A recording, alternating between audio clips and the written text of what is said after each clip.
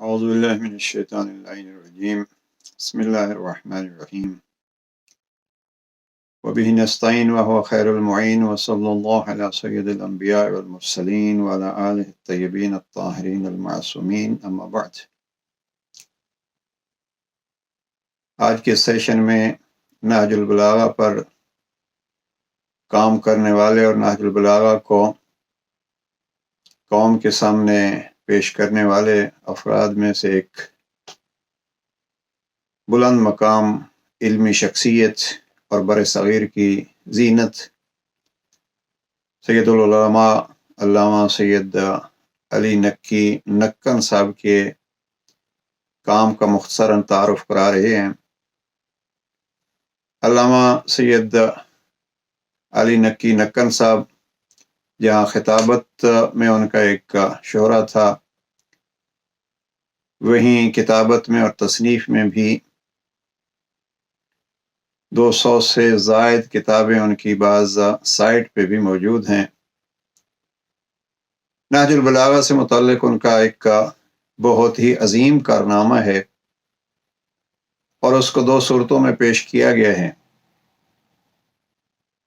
علامہ علی نکی صاحب کا 1355 ہجری میں ایک مقالہ آپ نے لکھا، نہج البلاغہ کا استناد۔ اب یہ نہج البلاغہ کا استناد یعنی وہ تمام امور اور وہ تمام اشکالات جو نہج البلاغہ پہ ہو سکتے تھے، انہوں نے اس کا بہترین انداز میں جواب دیا۔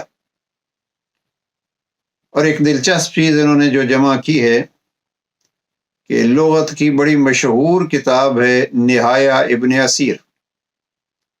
انہوں نے نہایہ ابن اسیر کو مد نظر رکھتے ہوئے وہ فرامین امیر المومنین جو نہج البلاغہ میں ہیں اور ابن اسیر نے لغت کے حل کے لیے بطور مثال پیش کیے ہیں، ان کو الگ کیا ہے۔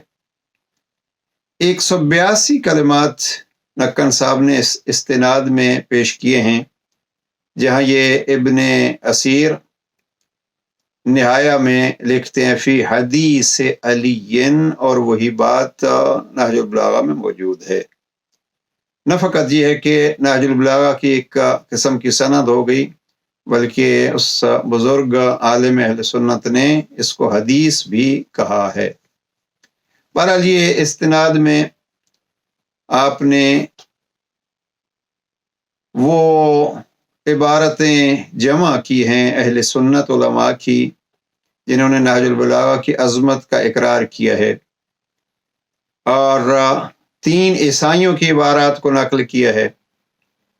یہ استناد بعد میں کچھ تھوڑے سے اختصار کے ساتھ جب علامہ مفتی جعفر حسین مرحوم نے نہج البلاغہ کا ترجمہ کیا ہے تو اس ترجمے میں بھی یہی مقدمے کے طور پر شائع ہوتی ہے، تھوڑا اختصار ہے۔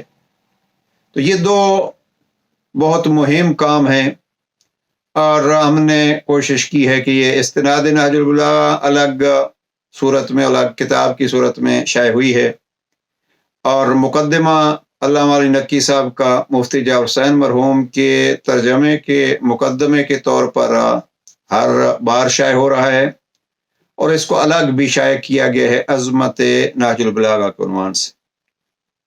یہ 2 کتابیں یا یہ 2 مقالے آپ کہیے، اس میں نہج البلاغہ پر ہونے والے اعتراضات کا بہترین انداز میں اور عالمانہ انداز میں جواب ہے۔ ہم نے ابتدا میں یاد کیا تھا کہ اس چینل کا مقصد کوئی وہ اختلافی چیزیں بیان کرنا نہیں ہے، بلکہ مقصود وہ تعلیمات عام کرنا ہے جو جناب امیر علیہ السلام نے امت تک پہنچائی ہیں اور نہج البلاغہ میں موجود ہیں، اور ان کو آگے پہنچانا ہے، اور یہ زمانے کی ضرورت ہے۔ بہرحال اگر کبھی کسی کو سوالات کا سامنا ہو تو بطور حوالہ ان 2 کتابوں کا پیش کیا جا رہا ہے۔ اس کے علاوہ علامہ علی نکی صاحب کے 2 خوبصورت کام ہیں، اور وہ ہیں تعلیمات جناب امیر المومنین کو پھیلانے کے لیے۔ مجھے بہت یہ کام پسند ہے، لیکن افسوس کہ یہ آگے نہ بڑھ سکا۔ نہج البلاغہ میں جہاں جناب امیر المؤمنین علیہ السلام نے اللہ کی تعریف کی ہے اس کو الگ کر کے علامہ علی نقی صاحب نے جمع کیا ہے، اور یہ کوئی ایک کتابچہ ہے 77 صفحات کا، اور اس کا عنوان دیا ہے ثنائے پروردگار۔ خوبصورت وہ جملات، اور پھر ان سب کا ترجمہ علامہ علی نقی صاحب کا اپنے اس مقام اور معیار کے مطابق۔ تو واقعی ایک ایک جملہ کلام علی کا علامہ علی نقی صاحب کے ترجمے کے ساتھ پڑھنے کا لطف آتا ہے۔ تو یہ ثنائے پروردگار بھی نیٹ پہ موجود ہے، اور اس کا مطالعہ ہونا چاہیے۔ البتہ اس میں پہلے خطبے کا ترجمہ سرفراز رسالے میں بھی کسی وقت 1955 میں ظاہراً شائع ہوا تھا، اور اس کے علاوہ ایک کتاب جس کا نام علامہ علی نقی صاحب نے دیا ہے ابو الائمہ کی تعلیمات، تو اس میں جناب امیر علیہ السلام کے توحید، عدل، نبوت یعنی اصول دین کے متعلق جناب نقن صاحب نے نہج البلاغہ سے وہ مفاہیم پیش کیے ہیں، اور بڑے واضح الفاظ میں یہ لکھا ہے کہ یہ تعلیمات امیر المؤمنین علی ابن ابی طالب کی ذات ہی مہیا کر سکتی ہے۔ تو یہ 4 چیزیں، 4 کتابیں ذہن نشین ہونی چاہیے۔ کوشش ہونی چاہیے کہ ان بزرگوں کی محنتوں سے استفادہ کیا جائے، ان کو دوسروں تک پہنچایا جائے، تاکہ ہماری جوان نسل کو یہ معلوم ہو کہ ہمارے بزرگ ہمارے لیے کیا کیا کر گئے۔ یہ 4 کتابیں ہیں۔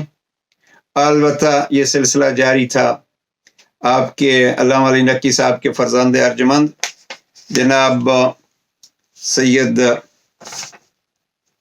علی محمد صاحب، انہوں نے ایک مقالہ لکھا ہے یہ 1968 میں، اور بڑا خوبصورت عنوان انہوں نے دیا اقوال امیر المومنین اور زندگی کے حقائق، یعنی زندگی کے حقائق سے مربوط جو فرامین ہیں انہوں نے جمع کیے ہیں۔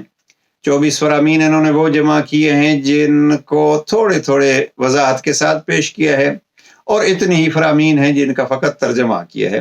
یہ بھی ایک اپنے انداز کی بہت خوبصورت چیز ہے۔ یہ رسالہ میرے پاس موجود ہے، 1968 میں لکھنؤ سے شائع ہونے والے رسالے میں آپ کا یہ مضمون تھا، اور ہم نے اس کو بھی کتابت کرا کے اور کمپوز کرا کے PDF فائل میں ان کو بھیجا، تو بہت ساری دعائیں دی انہوں نے، اور کہہ رہے تھے میرے پاس اصل بھی نہیں ہے، بہرحال ہم نے ان کو یہ مہیا کیا۔ تو یہ حقیقت یہ ہے کہ ان بزرگوں کے مد نظر یہ تھا کہ اقوال امیر المومنین کیا ہیں، حقیقت میں اقوال امیر المومنین زندگی کے حقائق بتلاتے ہیں۔ پروردگار ہمیں بھی توفیق دے کہ ایک تو ہم بزرگوں کی محنتوں کو اجاگر کر سکیں اور قوم تک لا سکیں، اور پروردگار ہم سب کو اور قوم کو یہ توفیق دے کہ بزرگ علماء کی محنتوں سے استفادہ کر سکیں۔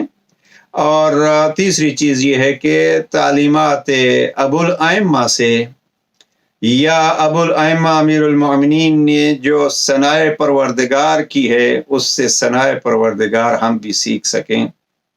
پروردگار توفیقات خیر میں اضافہ فرمائے، اور اس مشن کو جاری و ساری رکھنے والوں کو اور ہمت اور توفیق عطا فرمائے۔ السلام علیکم ورحمۃ اللہ وبرکاتہ۔